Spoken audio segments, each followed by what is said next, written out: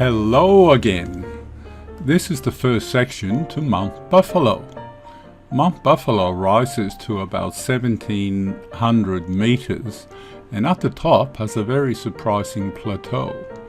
It became one of the oldest national parks in Australia when it was protected back in 1898. The top plateau has some very interesting granite boulders and various rock formation.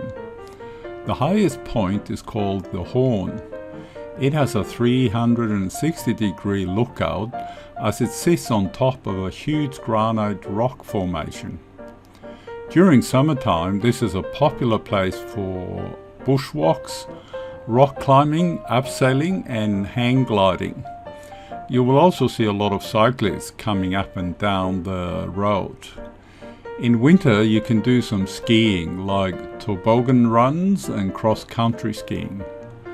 On the way up we will stop at some of the most interesting places.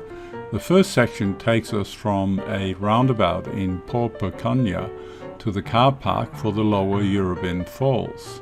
We then walk to the lower falls. There is a walking trail that goes all the way up to the upper Eurobin falls, but we only went halfway.